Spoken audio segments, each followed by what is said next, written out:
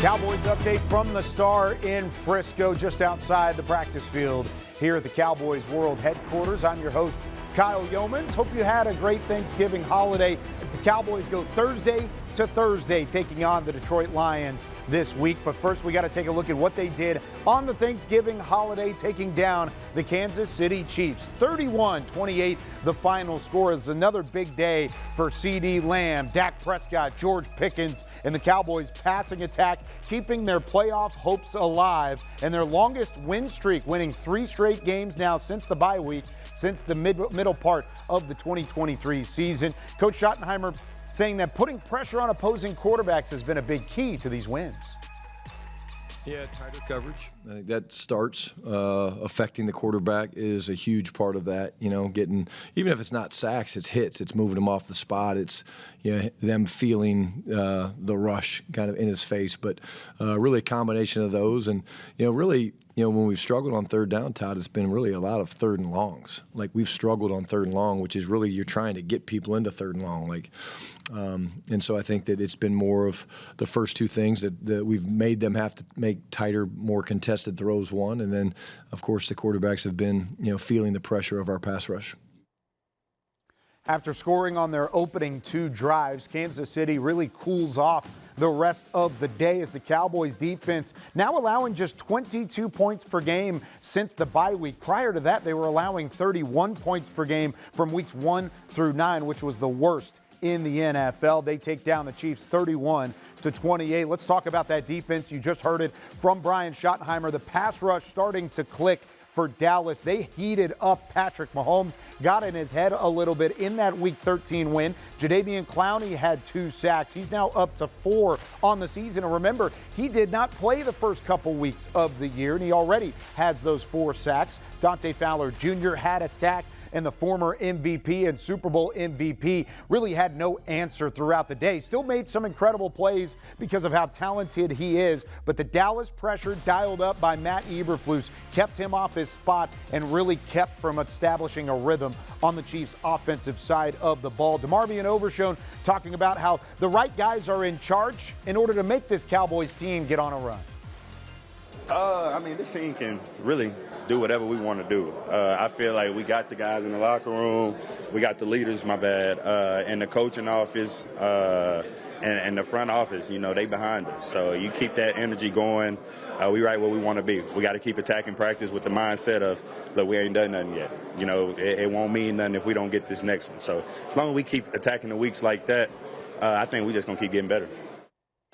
And they've been attacking the weeks recently. How about the Cowboys' run defense? They've held running backs on opposing teams to 117 yards in the last 3 games combined. That includes Ashton Jeanty, Saquon Barkley, and then this past week, Kareem Hunt. 3 elusive backs, 3 highly touted backs, all held to just 117 yards over the last 3 weeks, which is the fewest allowed in the NFL. So the run defense taking steps forward. We just talked about the pass rush ability by Dallas. What about the secondary? Well, they're about to get some help back in the form of Trayvon Diggs as the Cowboys open Diggs' practice window this week. They actually, in designating him to return, could play him as soon as 3 weeks from now. But instead, Jerry Jones on 105.3 The Fan indicated that Diggs expects to play against the Detroit Lions, just adding another possibility in the corner rotation and somebody else in that secondary that has some experience playing at a high level, and we'll see what he can do this year. The Cowboys offense, of course, was fantastic again in the win against the Kansas City Chiefs. CeeDee Lamb responded after having 3 drops against Philadelphia. He put together 100 yards and a touchdown, his 13th career game, with hitting the 100-yard milestone and having a score as well, which is tied for the 4th most in Cowboys history. He had the 112 yards, which ties his season high, and he put up a fantastic performance, especially on the opening drive, helping set the tone for the Cowboys offense in a response to those early touchdowns by the Kansas City Chiefs. Here's what he said about bouncing back with the right mentality and the fact that nobody in this league can guard him as long as he holds on to the ball. Great play call by Shotty. We got the coverage that we wanted. All I knew is I had to run my route the way I knew how and finish the play, and that I did in 7 points. It seemed like there was a battle out there. Every possession, it was either you caught it or there was a penalty flag. It's normally how it goes. That's why I said no one can really guard me. It's just me driving the ball, and I don't do that often. So it's just a series of events. It's a great experience for me. I've learned a lot, and on forward, we're moving forward.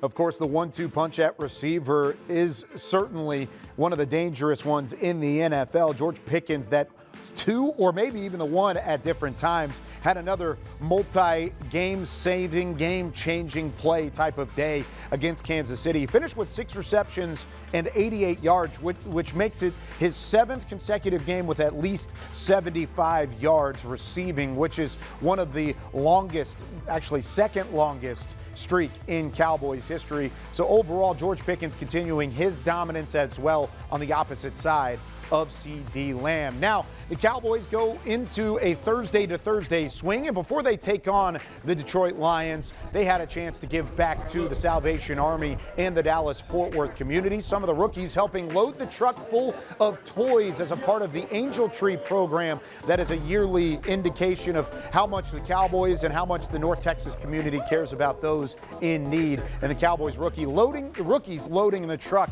here at the Star in Frisco, always a fun sight to see. It's going to be an incredible environment at Ford Field in Week 14 as the Cowboys travel to take on Dan Campbell and the Detroit Lions. This is a Lions team that's a little bit desperate right now. They are also coming off of a Thanksgiving game, but instead of winning theirs, they fell to the Green Bay Packers 31-24 the final score. Jahmyr Gibbs was handled, but Jamison Williams was fantastic, over 140 yards receiving. Just still not enough to take down the Green Bay Packers as the Packers continue to really control that NFC North outside of the Chicago Bears at the moment. Detroit at 7-5 sit third in that NFC North division. They did see Amon-Ra St. Brown injured in the first quarter of that game. He goes down, did not return. He's expected to play against the Cowboys this week, but Jared Goff still had a 133 passer rating despite now falling to 1-4 on Thanksgiving, and it's the first time that the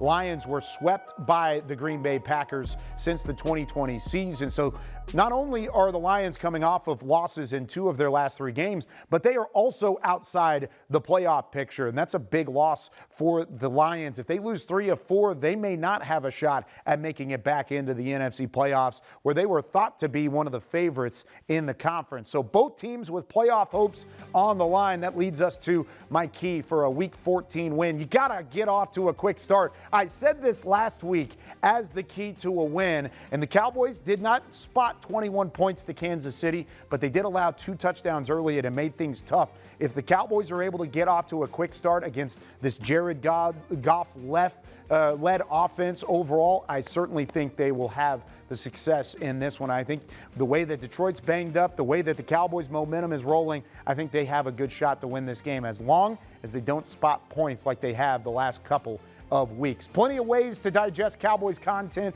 this week, including on the Cowboys Now app. Plenty of shows, podcasts, documentaries to check out if you want to enjoy leading into this Thursday night football matchup. And of course, you've got the whole podcast schedule that goes Monday and Tuesday this week. They'll pick back up on Friday as well. Be sure to check out all those available on the on-demand portion as well. And then here from the Star in Frisco, coming up on Thursday, 6 o'clock start time, Cowboys pregame live, the one-stop shop to lead you up to kickoff for the Cowboys and the Lions. It's Thursday night football. The whole world will be watching as the Cowboys look to win 4 straight and really establish themselves in the race for a playoff spot. That does it for Cowboys Update. We'll see you next week. I'm your host, Kyle Yeomans.